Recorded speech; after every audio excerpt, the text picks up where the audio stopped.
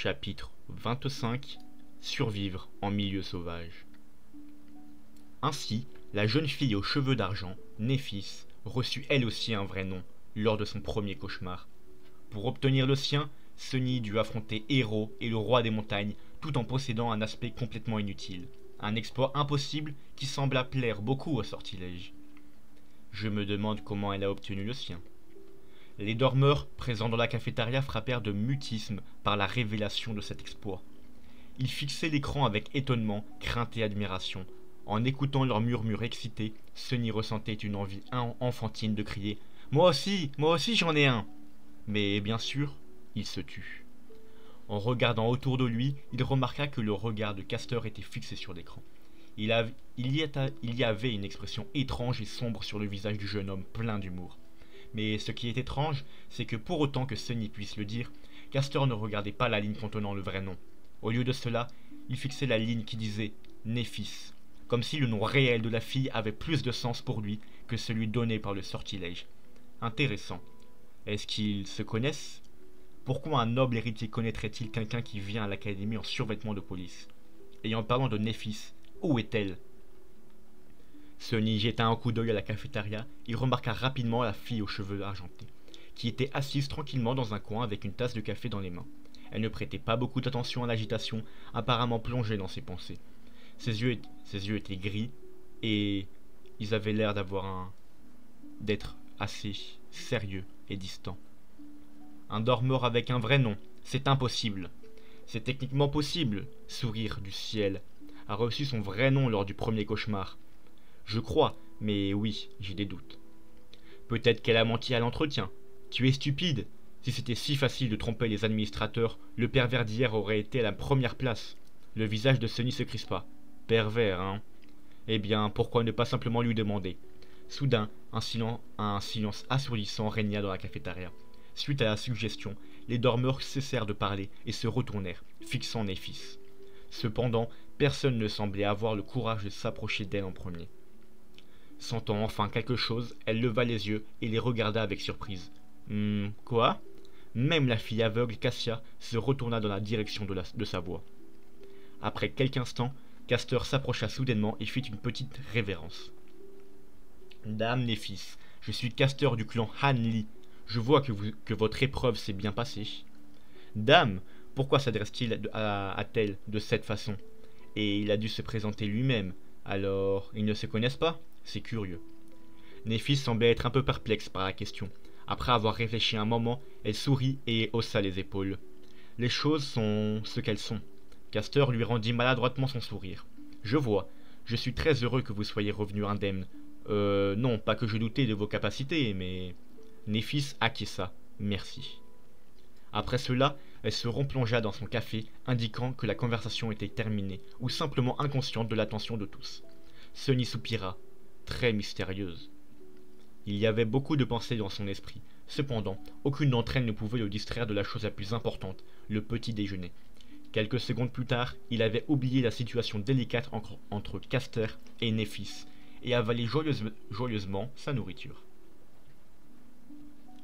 La classe de survie en milieu sauvage était spacieuse, décorée avec goût, et complètement vide. Sunny pensa même qu'il s'était trompé, mais il repéra ensuite un instructeur morose assis derrière un large bureau en bois. En le remarquant, l'instructeur se réveilla. « Entrez, jeune homme !» C'était un vieil homme plein de vie, avec des cheveux gris en désordre, des yeux distraits et une paire de sourcils broussailleuse qui semblait sauter tout seul. « Je suis l'éveillé Julius. Tu peux m'appeler professeur Julius. Trêve de bavardage. Assis-toi. Comment t'appelles-tu » Sunny s'assit docilement. « Je m'appelle Sunless. » Julius leva les sourcils. « Ah, quel nom sinistre! Mais c'est bien, très bien. Après tout, nous devons faire face à beaucoup de choses sinistres. » Sunny regarda attentivement autour de lui. Je suis désolé, professeur. Suis-je arrivé trop tôt? Non, non, tu es pile à l'heure. Les autres élèves sont-ils en retard? L'instructeur grogna avec un incroyable mépris. Personne d'autre ne viendra. Ces brutes ne sont intéressés que par le fait de brandir leurs poings et leur épée. Très peu sont intelligents comme toi et connaissent la vraie valeur du savoir. Oh, c'était donc si impopulaire. Sunny soupira intérieurement, et espérant qu'il ne regrettera pas la décision d'abandonner l'entraînement au combat au profit de ce cours. Dis, jeune homme, pourquoi as-tu choisi la survie en milieu sauvage? Il n'y avait aucune raison de cacher la vérité, non pas que Sunny en aurait été capable de toute façon. L'éveillé qui m'a surveillé pendant le premier cauchemar, Maître Jet, m'avait conseillé de l'étudier par-dessus tout. Un conseil très sage. Ce maître, c'est vraiment ce qui est important. Attends, as-tu dit Jet? Ses yeux s'agrandirent. La faucheuse dame Jet, cette sauvage meurtrière? Qui aurait pensé qu'une barbare comme elle connaîtrait la valeur d'un savoir complexe? Faucheuse dame, la curiosité de Sunny fut attisée. Professeur, connaissez-vous Maître Jet? Julius regarda soigneusement derrière son dos avant de répondre. Qui ne connaît pas la faucheuse dame? Ce n'est peut-être pas la plus puissante des éveillés, mais elle est certainement l'une des plus redoutées. C'est parce que ses capacités d'aspect ne tiennent pas compte de la chair et ciblent directement les noyaux d'âme, ce qui signifie qu'aucune armure, protection ou résistance aux dégâts ne peut les arrêter. Il se pencha en avant. La seule bonne chose, c'est qu'elle est jeune et qu'il est très peu probable qu'elle devienne une sainte de sitôt, ou même jamais. Oui, heureusement, il y a une très faible probabilité qu'elle progresse un jour. Sunny cligna des yeux. Pourquoi? Julius le regarda comme s'il essayait de comprendre comment quelqu'un pouvait être aussi ignorant. À cause de sa personnalité problématique, bien sûr. Qui voudrait aider une tueuse psychopathe à devenir une sainte? Il faut une équipe de compagnons exceptionnels et beaucoup de soutien pour tenter de conquérir le troisième cauchemar. La faucheuse dame, Jet, n'est pas... Attends! Soudain, Julius fronça les sourcils et se pencha en arrière. Pourquoi est-ce que je fais des commérages avec toi? Tu es trop jeune pour savoir de telles choses. De plus, ce n'est pas dans mon caractère de dire du mal des autres dans leur dos. Je ne suis pas de cet avis, pensa Sunny avec sarcasme. Mais il ne dit rien à voix haute. Il avait obtenu beaucoup d'informations précieuses de la part du professeur Julius.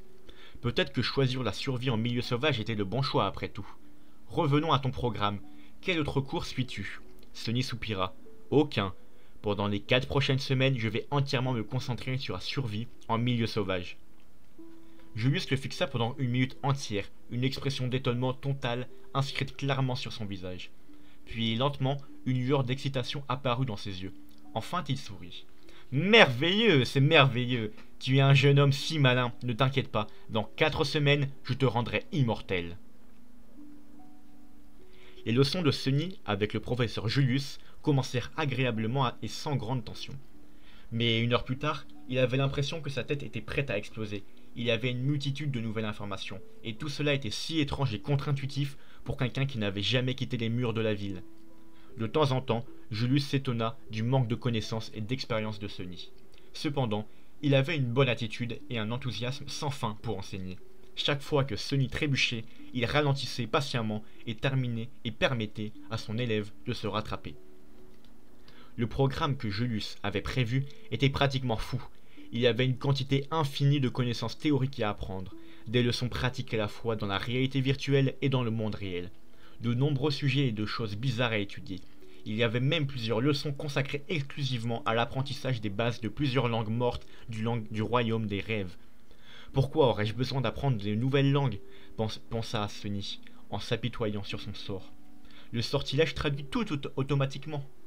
Mais Julius était intransigeant. Le sortilège n'est pas un traducteur. Crois-tu qu'il ait le temps d'exprimer les subtilités du langage humain? Disons que tu cherches un abri dans une ruine et que tu trouves une inscription qui dit « mort », certaine à venir. Il y a 30 mots pour la mort dans le langage runique. Rien qu'en connaissant les runes, tu seras capable de déduire le type de danger qui te guette. Le premier jour qu'ils étudièrent jusqu'à ce que le soleil soit sur le point de se coucher. Ce fut seulement à ce moment-là que Julius décida de laisser partir Sunny, mentalement épuisé et regrettant de devoir manquer le petit déjeuner et le dîner. Sunny décida de rappeler gentiment à son professeur l'importance de la nourriture pour maintenir un haut niveau de concentration demain. De retour dans sa chambre, il se laissa tomber sur sa chaise et regarda au loin, le regard vide, pendant un moment, puis, comme s'il se souvenait de quelque chose, Sunny se tourna vers son ombre. C'est vrai, il y a beaucoup de choses à faire avant le dîner. Il observa l'ombre pendant quelques secondes, puis sourit. Voyons ce que tu peux faire. Voyons ce que tu peux vraiment faire.